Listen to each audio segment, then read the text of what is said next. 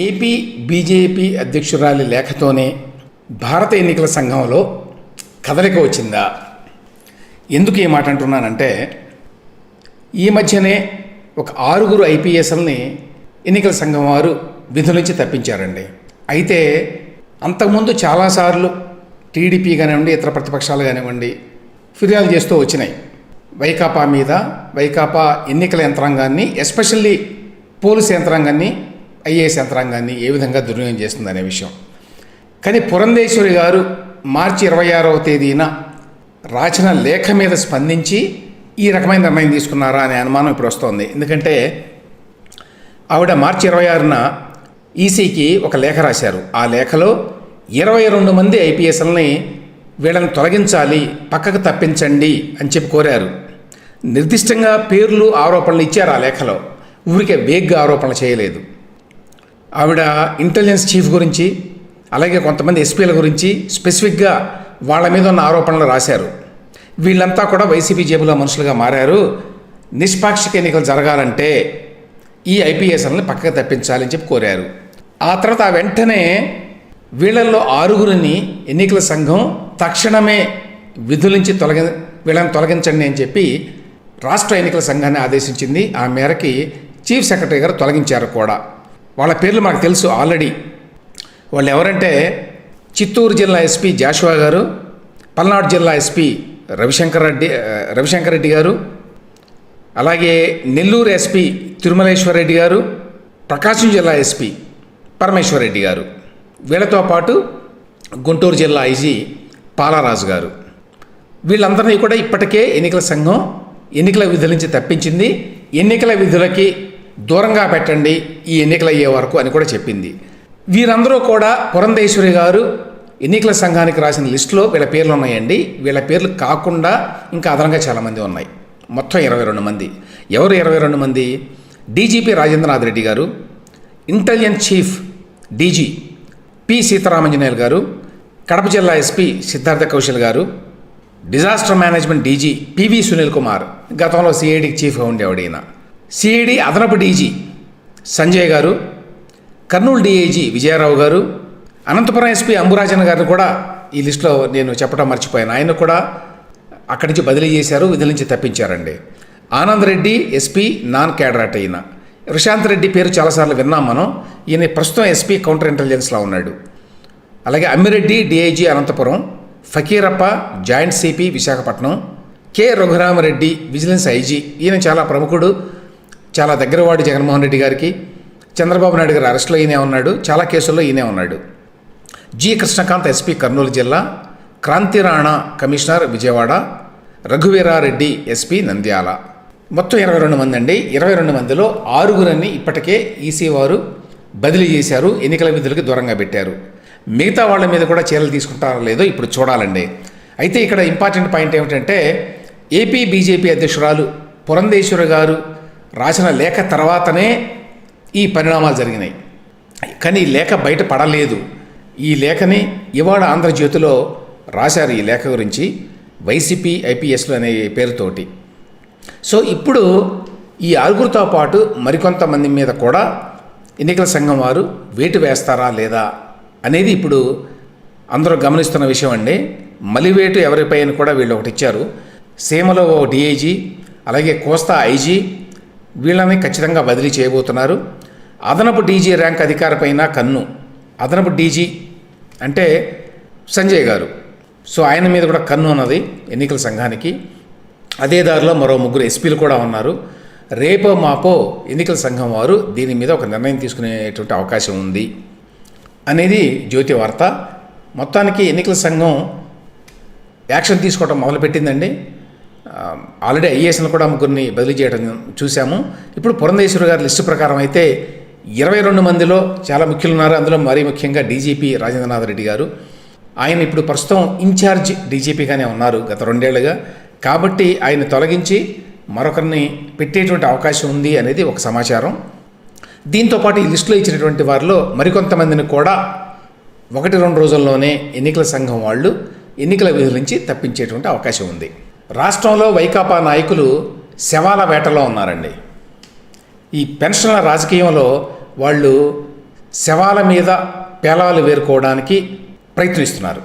నిన్న జోగి రమేష్ గారు, ఈయన పెరంలూరు నుంచి పోటీ చేస్తున్నారు, మంత్రి గారు, ఒక వృద్ధురాలు చనిపోయారు పెరంలూరులో. ఏమిటి, ఆవిడ ఇంట్లోనే చనిపోయారు, కానీ గత 2 రోజులుగా ఈ పెన్షన్ కోసం కూడా తిరుగుతున్నారట ఆవిడ సచివాలయం చుట్టూ. ఈ ఎండలకి జనరల్గా వృద్ధులకి బయటకు వస్తే కష్టమే. సో చనిపోతే జోగి రమేష్ గారు అక్కడికి వెళ్ళి ఈ శవాన్ని మాకు ఇవ్వండి, దీన్ని తీసుకొని వెళ్ళి చంద్రబాబు నాయుడు గారి ఇంటి ముందు పెట్టి ప్రదర్శన చేస్తామని అడిగట. అయితే వాళ్ళు ఒప్పుకోలేదనుకోండి, ఓట్లే కావాలనుకుంటే శవాన్ని తీసుకెళ్ళు అని చెప్పి ఈ మృతురాలి బంధువులు జోగి రమేష్ గారి మీద విరుచుకుపడ్డారట. సో ఈ విధంగా క్రూర పరిహాసం ఆడుతున్నారండి ఈ అవాతాతలతోటి, వృద్ధులతోటి. నేనంతా చాలామంది చూసుంటారు, నేను వేరే ఒక వీడియో కూడా చేశాను. అదేంటంటే ఈ వృద్ధుల మంచాల మీద ఈ వైకాపా నాయకులు కొందరు తయారయ్యి వాళ్ళని మంచాల మీద ఎత్తుకొని వస్తున్నారు ఆ గ్రామ సచివాలయాలకి. మామూలుగా రావటం కాదండి, వాళ్ళ చేత నల్ల జెండాలు పట్టించారు. వాళ్ళేమో ఆ ముసలి వాళ్ళంతా కూడా రాలేరని కదా మంచం మీద పడుకోబెట్టి తీసుకొస్తున్నారు. అయినా మంచం మీద పడుకొని కూడా వాళ్ళు జెండాలు మాత్రం పట్టుకున్నారు, నల్ల జెండాలు. దేనికి నల్ల జెండాలు? చంద్రబాబు నాయుడు గారికి, తెలుగుదేశం పార్టీకి, ఆ కూటమికి వ్యతిరేకంగా నిరసన అట అది. అంతేకాదు చంద్రబాబు నాయుడు నశించాలి ఇలాంటి నినాదాలు కూడా చేస్తూ వచ్చారు వీళ్ళంతా. ఎందుకు ఈ ప్రదర్శన చేశారు? ఇది రాష్ట్ర వ్యాప్తంగా ఎందుకు ఈ నాటక పోటీలు నిర్వహించారు? ఎందుకయ్యా అంటే ఏదో చంద్రబాబు నాయుడు గారి వల్ల, తెలుగుదేశం పార్టీ వల్ల ఈ పెన్షన్లు అందడం లేదు అనే కార్యక్రమం ఒకటి చేశారు. గమ్మత్ ఏమిటంటే పవన్ కళ్యాణ్ గారు నిన్న ఒక ట్వీట్ చేశాడండి. ఇది అందరికీ తెలుసు, ఆ రోజున జరిగింది. ఏంటంటే భీమ్లా నాయక్ సినిమా విడుదలైతే పవన్ కళ్యాణ్ది, ఆ సినిమాలో టికెట్ రేట్లు సక్రమంగా ఉన్నాయా లేదా, బెనిఫిట్ షోలు ఏమైనా వేస్తున్నారా, ఇక్కడ ఏమైనా అక్రమాలు జరుగుతున్నాయా అనే విషయాన్ని పర్యవేక్షించడానికి గ్రామ సచివాలయ ఈ వార్డు ఎంప్లాయీస్ ఎవరైతే ఉంటారో ఆ ఎంప్లాయీస్కి ఉద్యోగం ఇచ్చారండి. ఆ ఉద్యోగం మీరు పొద్దున్నే వెళ్ళాలి అని ఇది పోస్ట్ చేశాడు ఆయన. 2022/2/24 తేదీన cinema theatres, Nandyal mandal, Nandyal town appointing 1 ward revenue secretary to monitor the ticket rates of screening Bheemla Nayak film అని చెప్పి oral instructions of the sub collector. అంటే సబ్ కలెక్టర్ గారు స్వయంగా ఇన్స్ట్రక్షన్స్ ఇచ్చారు. ఏమని? థియేటర్ దగ్గరికి వెళ్ళి నిలబడి నువ్వు అన్నీ చూడు అని. అంటే ప్రతి థియేటర్ దగ్గర ఒక వార్డు ఈ సెక్రటేరియట్ ఎంప్లాయీ నిలబడ్డాడనమాట. ఆ విధంగా వాళ్ళు ఆదేశాలు ఇచ్చారనమాట. మరి దానికి మనుషులు ఉన్నప్పుడు, దానికి గ్రామ సచివాలయాల ఉద్యోగాలను అంత ఎఫిషియెంట్గా ఉపయోగించుకున్నప్పుడు పెన్షన్లు ఇంటికి వెళ్ళి ఉపయోగించుకోరా? సినిమా థియేటర్ దాకా పంపించారు కదా జనాన్ని, మానిటర్ చేయండి, పర్యవేక్షణ చేయండి అని. ఎందుకు ఈ పనికి మాలిన పనికి? టికెట్లు ఎక్కువ రేటుకి అమ్ముతున్నారా లేదా, బెనిఫిట్ షో వేశారా లేదా అనే దానికోసం పంపించారు కదా. అట్లాంటప్పుడు మీరు ఈ వృద్ధుల ఇంటికి పంపించి గతంలో అలాగానే పెన్షన్లు ఎందుకు ఇవ్వలేరు? అదేవిధంగా చాలామంది పాయింట్అవుట్ చేశారు, మద్యం దుకాణాల్లో ఉపాధ్యాయులు పెట్టి అమ్మించారు కదా, అంత ఘనత ఉంది కదా మీకు, అది కోవిడ్ టైంలో కూడా. అట్లాంటిది మీరు అంత ఎఫిషియెంట్, అంత కాంపిటెంట్ కదా, మీరు పెన్షన్లు సక్రమంగా సరఫరా చేయలేరా, పంపిణీ చేయలేరా? దానికి ఇంత డ్రామా ఆడాలా? అంటే ఇందులో నుంచి పిండాలని చెప్పి విశ్వ ప్రయత్నం అనమాట. కొంతమందిని పెట్టి హైకోర్టులో కేసు కూడా వేయించారండి. ఈ వాలంటీర్లు తప్పించడం వల్ల చాలా ఇబ్బందులు వస్తున్నాయి కాబట్టి వాలంటీర్లు మళ్ళీ ఈ కార్యక్రమాల్లో పెట్టాలి అని. కానీ హైకోర్టు వారు నిరాకరించారు ఆ యొక్క ప్రజా ప్రయోజన వ్యాజ్యాన్ని స్వీకరించడానికి. అవసరం లేదు, గవర్నమెంట్ వారు దీన్ని పంచగలరు, పంపిణీ చేయగలరు, ఇందులో ఇబ్బంది ఏమీ లేదు, వాలంటీర్లు లేనంత మాత్రాన ఈ పంపిణీ కార్యక్రమం మొత్తం ఆగిపోతుంది అని చెప్పి అనుకోవడానికి లేదు. మిగతా అన్ని రాష్ట్రాల్లో కూడా ఈ పంపిణీ జరుగుతోంది ఇట్లాంటివి, అక్కడ వాలంటీర్లు కూడా లేరు కాబట్టి, వాలంటీర్లు లేరు కాబట్టి ఇప్పుడు జరగడం లేదు, అందువల్ల వాలంటీర్లు పెట్టాలి మళ్ళీ అనేటువంటి వాదనకి విలువ లేదు అని చెప్పి హైకోర్టు వారు కొట్టేశారనుకోండి. కానీ జగన్మోహన్ రెడ్డి గారు మాత్రం వదలటంలా. ఆయన దీని మీద నిన్న కూడా మాట్లాడాడు తన మేమంతా సిద్ధం సభల్లో. అదేంటి, చంద్రబాబు నాయుడు, టీడీపీ వాళ్ళు పెన్షన్లు ఇవ్వకుండా ఆపేశారు, ఆ మెసేజ్ని పంపించి ఎట్లొకట ఓట్లు దండుకోవాలని చెప్పి ప్రయత్నం అన్నమాట. సరే, ఇది ఇంకొక 2 రోజుల్లో అయిపోతుందేమో, ఎందుకంటే నిన్న ఒక 25 lakhs వరకు జనానికి ఇచ్చారండి. మొత్తం 66 lakhs ఉన్నారు ఈ పెన్షన్ తీసుకునేవాళ్ళు. దాదాపు 25 లక్షల వరకు నిన్న ఇచ్చారు. మిగతా వాళ్ళకు కూడా ఇవాళ రేపట్లో అయిపోతాయి. కాకపోతే జనాన్ని ఇబ్బంది పెట్టి సాధ్యమైనంత పొలిటికల్ మైలేజీని లాగాలి అనేది ప్రయత్నం. మళ్ళీ మీకు మే నెల ఫస్ట్ వీక్లో కూడా ఈ డ్రామా ఉంటుంది. కానీ అప్పటికన్నా మరి ఎన్నికల సంఘం వాళ్ళు దీన్ని కొంచెం సీరియస్గా తీసుకొని ఈసారి కూడా ఇదే రిపీట్ కనుక అయితే సిఎస్ గారి మీద యాక్షన్ తీసుకోవాల్సి ఉంటుంది అనేటువంటి వార్నింగ్ ఇవ్వాల్సి ఉంటుంది. ఎందుకంటే ఇప్పుడు ఒకసారి అనుభవం వచ్చింది కదా ఏప్రిల్లో, మే నెలలో కూడా మళ్ళీ చేస్తే అది ఎన్నికల డేట్కి దగ్గరగా ఉంటుంది కాబట్టి దాని ప్రభావం ఉంటుంది ఓటర్ల మీద. ఒకవేళ సక్రమంగా పంపిణీ జరగకపోతే దానికి బాధ్యులు చీఫ్ సెక్రటరీ గారే, జవహర్ రెడ్డి గారే, అందులో సందేహం లేదు. అమరావతిలో రైతులు దాదాపు 4 ఏళ్లుగా పోరాటం చేస్తున్నారండి. అక్కడ వాళ్ళు దీక్షా శిబిరాలు పెట్టుకొని ఎప్పటి నుంచో వాళ్ళ నిరసన తెలుపుతున్నారు. వాళ్ళకు పోటీగా అధికార వైకాపా వాళ్ళు మరొక శిబిరాన్ని అక్కడ ఏర్పాటు చేసి అమరావతి వద్దు 3 రాజధానులు ముద్దు అనే పేరుతోటి నిర్వహించారు. వాళ్ళు కూడా గత 3 ఏళ్లుగా దాదాపుగా 1300 రోజులుగానట ఒక శిబిరం ఉండేదండి. నేను వెళ్ళినప్పుడు చాలాసార్లు చూశాను. అక్కడ ఒక మూల శిబిరం ఉంటుంది. అక్కడ 20 మంది, 25 మంది, 30 మంది, 40 మంది, 50 మంది, depending on the day and occasion అనమాట. ఈ మధ్యకాలంలో తగ్గిపోయింది అనుకోండి. గతంలో అయితే 50 మంది, 70 మంది ఉండేవాళ్ళు. వాళ్ళందరినీ ఆటోల్లో ఎక్కడి నుంచో తీసుకొచ్చి వేరే వాళ్ళ నుంచి కూర్చోబెట్టేవాళ్ళు ప్రతిరోజు. వాళ్ళకి రోజు కూలి ఇచ్చేవారట. పొద్దున 10 గంటల నుంచి సాయంత్రం 5 గంటల వరకు. అంటే వాళ్ళంతా 11-12 గంటలకు వచ్చేవాళ్ళు, 3-4 గంటలకు సర్దుకుని వెళ్ళిపోయేవాళ్ళు. ఎవ్రీ డే ఈ కార్యక్రమం ఉండేది. ఇదేంటంటే అమరావతి వద్దు 3 రాజధానులు ముద్దు అంటే అర్థం ఏంటంటే అమరావతి సెంటర్లో కూర్చొని అమరావతి రాజధానిగా వద్దు, మాకు విశాఖపట్నమే రాజధానిగా కావాలి అని చెప్పించారు. అంటే పేదల్ని, అమాయకుల్ని ఎట్లా పావులుగా ఉపయోగించుకోవచ్చు. వాళ్ళు పాపం రోజు కూలీ కోసం వచ్చారు. ఇన్ఫ్యాక్ట్ అప్పట్లో నేను అడిగాను, వీళ్ళెవరు మరి ఇక్కడే శిబిరం పెట్టుకొని కూర్చున్నారు కదా, మరి ఈ ప్రాంతాల వాళ్ళేనా అంటే అక్కడ అమరావతిలో ఉన్నటువంటి రైతు సంఘాల నాయకులు ఏం చెప్పారంటే, వీళ్ళంతా చుట్టుపక్కల నుంచి వస్తారండి, విలేజెస్ నుంచి తెప్పిస్తున్నాడు, వీళ్ళు అధికార పార్టీ వాళ్ళు తీసుకొచ్చి కూర్చోబెడుతున్నారు, రోజువారీ కూలీ ఇస్తున్నారు, పాపం వాళ్ళకు కూడా రోజు ఎంతో కొంత డబ్బు వస్తుంది కదా కూలీ పనికి వెళ్ళడానికి బదులుగా ఇది, అందువల్ల మేమేమీ పట్టించుకోవడం లేదు, దాన్ని వాళ్ళు కూడా చేసుకుంటారు, తప్పేముంది చేసుకునేవాడిని అన్నారు. ఆ విధంగా 1300 రోజులు నడిచిందండి అది.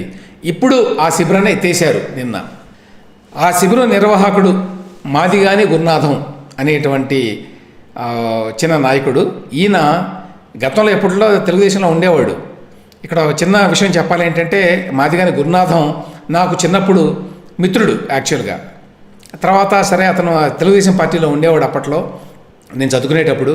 ఆ తర్వాత ఏదో కొన్ని పదవులు కూడా చేసినట్టున్నాడు అందులో. ఆ తర్వాత మరి అనేక పార్టీలు మారి వైసీపీలో ఉన్నట్టున్నాడు చాలా కాలంగా. వైసీపీలో ఉన్నప్పుడే ఒకసారి ఈ శిబిరం నడుపుతున్నానని చెప్పి కొన్ని ఫోటోలు కూడా పంపించాడు. సరే ఎందుకు ఆ కార్యక్రమం చేస్తున్నాడు ఏమిటంటే, రాజకీయాల్లో ఉన్నప్పుడు ఒక వర్గంలో ఉన్నప్పుడు ఆ వర్గానికి అనుకూలంగా చేస్తారు. మాదిగాని గురునాథం ఈ శిబిరం మొత్తం నిర్వహణ బాధ్యతను తీసుకొని 1300 రోజుల పాటు నిర్వహించాడండి. ఆయన నిన్న వెళ్ళి లోకేష్ గారిని కలిసి శిబిరం ఎత్తేసి ఈ 3 రాజధానుల డ్రామాకి తెరబలికాడు. లోకేష్ సమక్షంలో టీడీపీలో చేరిన గురునాథం అమరావతి రైతులకే మద్దతు అని ప్రకటన అని ఆంధ్రజ్యోతిలో వార్త అండి. ఈనాడులో కూడా వచ్చింది. 3 రాజధానుల శిబిరం ఎత్తేసి తేదేపాలో చేరిక. వైకాపా మోసం చేసిందని గుర్తించామన్న బహుజన పరిరక్షణ సమితి నేతలు. సమితిని తేదేపాలో విలీనం చేసినట్లు ప్రకటించిన రాష్ట్ర అధ్యక్షుడు గురునాథం. సో గురునాథం నిన్న యాక్చువల్గా మాట్లాడాడండి నాతోటి. జగన్మోహన్ రెడ్డి విశాఖపట్నం వెళ్తానని చెప్పాడు కానీ ఇంతవరకు వెళ్ళలేదు, ఎవరు నమ్మటం లేదు 3 రాజధానులు అంటే ఇప్పుడు, అందుకని నేను దీన్ని దుకాణం మూసేసి మన పాత పార్టీయే కదా అని చెప్పి తెలుగుదేశం పార్టీలో చేరాను అని చెప్పాడండి. సరే ఏమైనప్పటికీ ఇది ఖచ్చితంగా అధికార పార్టీ స్పాన్సర్డ్ కార్యక్రమం. ఇవాళ గురునాథం ఇది మానేసి ఇందులో చేరాడు అంటే ఖచ్చితంగా ఇందులో మనం ఒప్పుకోవాల్సిన విషయం ఏంటంటే, ఇది అమరావతి రైతుల విజయం. ఎవరి వైపున న్యాయం ఉంది, ఎవరి వైపున ప్రజలు ఉన్నారు అనే విషయం ఈ శిబిరం ఎత్తివేతతోటి ఇవాళ ఎన్నికల సమయంలో రూఢి అయింది. అది మొత్తానికి ఇన్నాళ్ళు వేసినటువంటి ఏ డ్రామా అయితే ఉందో, అమరావతి వద్దు 3 రాజధానుల ముద్దు అనేటువంటి ఈ స్టేజ్ డ్రామా, దానికి ఎన్నాళ్ళకి ముగింపు రావటం అనేది మాత్రం ఖచ్చితంగా హర్షించాల్సినటువంటి విషయం. వైఎస్ షర్మిల కడప నుంచి ఎంపీగా పోటీ చేయబోతున్నారండి కాంగ్రెస్ పార్టీ తరఫు నుంచి. ఆవిడ మొత్తం లిస్టు కూడా రిలీజ్ చేశారు. ఇది ఎంపీ అభ్యర్థులు ఒక 5గురిని ఏమో చేశారు, మిగతా చాలామందిని మన అసెంబ్లీ నియోజకవర్గాలకు కూడా అభ్యర్థుల లిస్టుని అక్కడ ఇడుపులపాయలో వారి తండ్రి గారి సమాధి దగ్గర పెట్టి రిలీజ్ చేశారు. పక్కన తల్లి విజయమ్మ గారు ఉన్నారు. గతంలో అంతకుముందే జగన్మోహన్ రెడ్డి గారు కూడా ఈ లిస్ట్ని అక్కడ ఇడుపులపాయలో తండ్రి గారి సమాధి దగ్గర పెట్టి ఆ తర్వాత రిలీజ్ చేశారు. అప్పుడు కూడా విజయమ్మ గారు ఆయన పక్కన ఉన్నారు.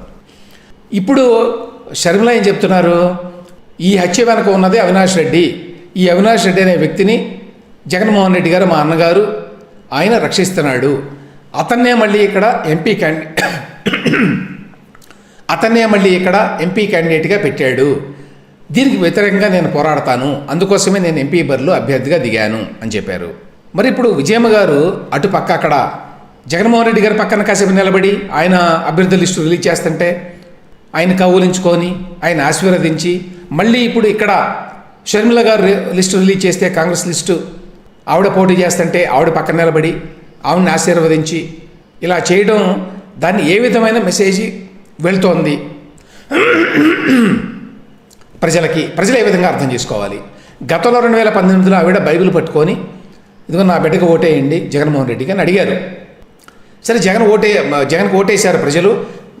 విజయమ్మ గారు బైబిల్ పట్టుకొని ప్రచారం చేయడం వల్ల కాదనే విషయం తెలియదు, కానీ మొత్తానికి ఆవిడ మాట అయితే కొంతమంది అయినా వినుంటారు కదా ఆ రోజున.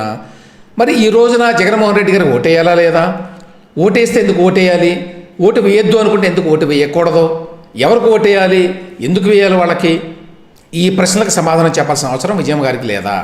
మీరు ఎప్పుడైతే రాజకీయ రంగంలోకి వచ్చి ఆ స్టేజ్ మీద నిలబడి ఇదిగో నా బిడ్డకు ఓటేయండి అని చెప్పి అడిగారో అప్పుడు మీ మీద మోరల్ డ్యూటీ ఉంటుంది. మీరు మళ్ళీ ఓటు వేయాలా లేదా అని చెప్పాల్సిన బాధ్యత. ఇప్పుడేంటి, జగన్మోహన్ రెడ్డి గారు ఓటేయాలా, షర్మిల గారికి ఓటేయాలా, వైసీపీకి ఓటేయాలా, కాంగ్రెస్ పార్టీకి ఓటేయాలా? ప్రజలు ఎట్లా నిర్ణయం తీసుకోవాలి? మీ స్టాండ్ ఏమిటి ఆ విషయంలో? ఎటువంటి స్టాండ్ తీసుకోకుండా మా ఇద్దరిలో ఎవరో ఒకరికి వేయండి అని చెప్తారా?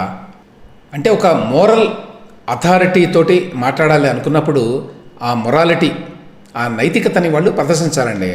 ప్రదర్శించకుండా కుటుంబం కోసం బంధుప్రీతితోటి, పిల్లల మీద ప్రేమతోటి, మమకారంతో రాష్ట్రాన్ని, రాష్ట్ర ప్రజల్ని పడంగా పెట్టి రాజకీయాల్లోకి వచ్చి మాట్లాడకూడదు. విజయమ్మ గారు ఆ పని చేశారు. అది ఆ విషయం ఇప్పటికీ ప్రజలకు అర్థమైంది అనుకోండి. ఎన్నికల సందర్భంలో ఈ డబ్బుల పంపిణీ కార్యక్రమం ఉంటుందండి. దాన్ని పోలీసులు కూడా పట్టుకుంటూ ఉంటారు చాలామందిని. గమ్మత్తు ఏమిటంటే సాక్షులు ఈ మధ్యకాలంలో మార్గదర్శి వాళ్ళని పట్టుకున్నారు, మార్గదర్శి వాళ్ళు డబ్బులు పంపిణీ చేస్తుండగా పట్టుకున్నారు, రెడ్ హ్యాండెడ్గా దొరికారు, ఇట్లాంటి వార్తలు వేశారు. ఎవరో పట్టించుకోలేదు. కానీ ఇవాళ కూడా ఒక వార్త వేశారు, పచ్చ నోట్ల పంపిణీ కేంద్రాలని చెప్పి మార్గదర్శి బొమ్మ వేసి బాబు బృందం వ్యాపార సంస్థలే డంపింగ్ స్థావరాలు, మార్గదర్శి కేంద్రంగా అక్రమ నిధుల పంపిణీ. సరే, నారాయణ విద్యా సంస్థల నుంచే నల్లధనం దందా, ఈ విధంగా రాశాడు. టీడీపీ బడాబాబుల షిప్పింగ్ ఆక్వా కంపెనీలే అక్రమ నిధుల గిడ్డంగులు. ఏమండి, ఇవాళ అధికారంలో ఉన్న వాళ్ళకి ఎక్కువ కంపెనీలు, ఎక్కువ వ్యాపారాలు ఉన్నాయా రాష్ట్రంలో? అధికారంలో లేని వాళ్ళకు ఉన్నాయా అనేది ఒక పాయింట్. రెండవది, మార్గదర్శికి చంద్రబాబు నాయుడికి సంబంధం ఏంటంటే, మార్గదర్శి అనే కంపెనీ రామోజీరావు గారిది. రామోజీరావు గారి ఏం పని? డబ్బులు పంపిణీ చేయడానికి వీళ్ళ తరఫున ఇప్పటికి ఎన్నో ఎన్నికలు ఆ పత్రిక పెట్టి ఎంతకాలం అయిందండి? 75లోనే ఎప్పుడో పెట్టారు కదా. అది ఎన్ని సంవత్సరాలు అయింది? ఎప్పుడున్న అటువంటి ఆరోపణలు ఎప్పుడన్నా ఎవరైనా చూసారా? అసలు ఎవరికన్నా అనుకూలంగా ఒక అడ్వర్టైజ్మెంట్ కూడా వేశారా ఎప్పుడన్నా? ఈనాడు వాళ్ళు ఎంత దారుణమో చూడండి. వీళ్ళు సాక్షి వాళ్ళు మార్గదర్శి కేంద్రంగా అక్రమ నిధుల పంపిణీ అట. ఎంత దారుణమో చూడండి. వీళ్ళు మార్గదర్శి కేంద్రంగా అక్రమ నిధుల పంపిణీ అట. ఎక్కడ జరిగింది? ఎప్పుడు జరిగింది? పోలీసు వాళ్ళు ఎవరన్నా ప్రెస్ నోట్ ఇచ్చారా? అంటే దారుణంగా రాసేసుకోవడమే నా పేపర్ ఉందని. దాని మీద ఎవరో చర్యలు తీసుకోరా? అసలు డబ్బులు పట్టుకున్నారా? డబ్బులు పట్టుకుంటే అవి ఎన్నికల నిధులకి సంబంధించిన వ్యవహారం అని చెప్పి పోలీసులు చెప్పారా? దానికి సంబంధించిన సమాచారం ఏమన్నా ఉందా? అధికారిక సమాచారం ఏమీ తెలియదు. రాసేసుకున్నారు చక్కగా. అడిగేవాళ్ళు లేడెవరు. అంటే బరితెగించి ఈ విధంగా వీళ్ళు రాసుకుంటా ఉంటే వాటిని అడ్డుకట్ట వేసేటువంటి వ్యవస్థ మనకు లేదండి. అది సమస్య. ఎన్నికల సంఘానికి కూడా పరిమితులు ఉంటాయి కదా, ఎన్నేం చేస్తారు పాపం వాళ్ళు కూడా. అందుకని వీళ్ళు ఇట్లా మరి తెగించి ఇష్టారాజ్యంగా రాసేసుకుంటున్నారు.